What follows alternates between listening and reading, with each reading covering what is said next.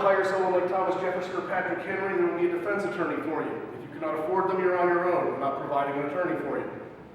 We are, however, providing you with a jury, 12 men sitting in judgment of you. The law provides that you have the right to a trial by a jury of your vicinage, which means that since you're from Fairfax County, most of them will be from Fairfax County. We've got 20 cases to get through in 2.5 weeks. We're not pulling 12 random strangers off the street to sit in judgment of you because they don't know you. We want most of your jurors coming from your home county so they can speak to your character and your past actions.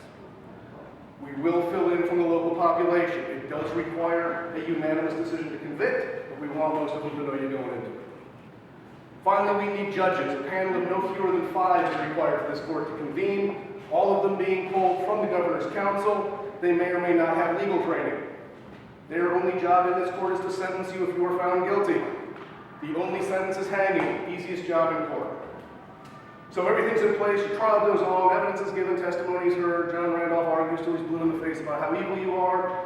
But at the end of it, your fate rests in the hands of the jury, and chances are good they're not going to leave the room to deliberate. They're going to huddle up on the benches here, whisper among themselves, and 5 or 6 minutes later come back with a verdict.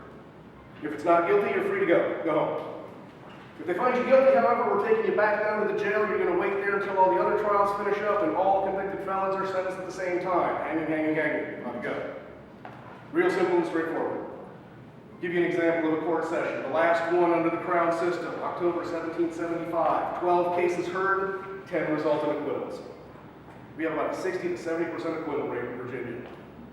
The two men found guilty are found guilty of willful murder. They are sentenced to hang. However, they're not dead men yet. We have an appeal. It's called requesting to receive benefit of the clergy. Old tradition, for our purposes, what it means is these 2 men are requesting that their sentence be reduced on the grounds that it was not a willfully committed crime. It was an accidental death, not a planned death. They don't deny it happening. They don't deny responsibility. They deny wanting it to happen, trying to make it happen. They don't deserve to be executed for an accident.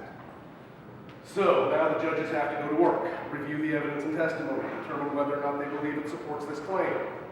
In the case of these 2 men in October of 75, they agree that it does support that claim.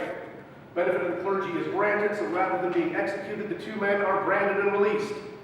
Our court officer is sent down to the jail, comes back up a short while later with a brazier of hot coals with an iron in it. That iron has the letter M worked into the end of it for manslaughter. Once it is red hot, it is applied to the meat of the condemned's left thumb for the amount of time it takes him to say, "God save the king." Once you're marked, you're free to go. Sound good? As opposed to being hanged? Much better than being hanged. However, our Virginia Declaration of Rights guarantees you a freedom from cruel and unusual punishments inflicted. You say branding falls into that category? Today, absolutely, no question about it. Here in 1775, we do not consider this to be a punishment. As far as we're concerned, the only punishment for your crime is hanging. By branding you, we have marked you as a convicted felon, but you are free to go. This is your court record on your hand. This is your only second chance. You can only receive benefit of the clergy one time for anything. If you receive benefit of the clergy for murder and you show up in this courtroom again and are convicted of grand theft, you will hang. The system seems to work pretty well. It doesn't look like Virginia ever prosecutes more than 100 felonies in any one calendar year. The most executions in one year that I can find is 8. But now we got problems. The new Constitution's gone into effect, and there's a couple of things we haven't taken into consideration. One being John Randolph. He decides he's still loyal to the crown. He leaves Virginia, goes to England. We don't have a prosecuting attorney. There's nothing in the new Constitution that gives anybody the authority to appoint a new prosecuting attorney. Oops. Gutted the office of governor, got rid of the governor's council for the most part. No judges. No judges, no prosecuting attorney, no court. Court shuts down. No more felony cases can be tried in Virginia, so nobody commits felony crimes anymore, right? Yeah. That'd be helpful. Crimes are still being committed, which means the jail starts filling up. Has anybody been down to the jail yet, seen that? Yes. God bless you. Remember what you saw down there and keep that in mind. For those of you that haven't, it's not a big place. There's 8 cells. You don't usually have more than 15 or 16 people there at any given time. By August of 1776, after this court has been shut down for almost a full year, we are holding accused felons in that jail, but also runaway slaves who have taken up arms, loyalists who have taken up arms, deserters, prisoners of war. By August of 1776, the population of that jail is 120. You now have 14 roommates in August. in Virginia. This is not just uncomfortable and unpleasant, it's unhealthy and dangerous. So much so, the House of Delegates appoints Edmund Randolph to investigate how we can fix this problem. His recommendation is going to be our first real test of this document and our commitment to it. Edmund Randolph comes back and tells the delegates in the case of the accused felons, all but two need to be pardoned and released. As a free Virginian, you have the right to a speedy trial. Courts shut down. The state cannot meet its burden. Therefore, they must be pardoned and released. Think the delegates go for it? How many think they do? Don't. Comfortably non-committed.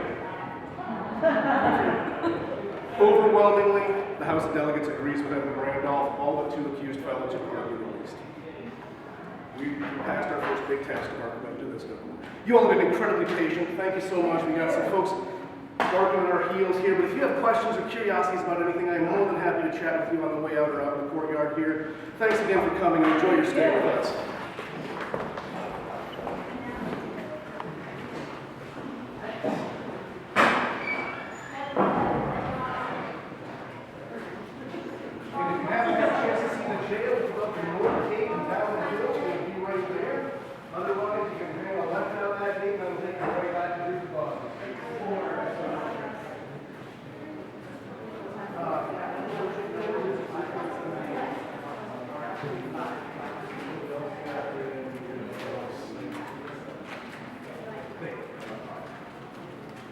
Thank you very much. Enjoy the day. What are the balconies for? Like overflow? Yeah, overflow. It's a spectator sport. We only do this 4 times a year, so you got to get in and. Thank you. Might get even more exciting because you might get to go see somebody get hanged, right?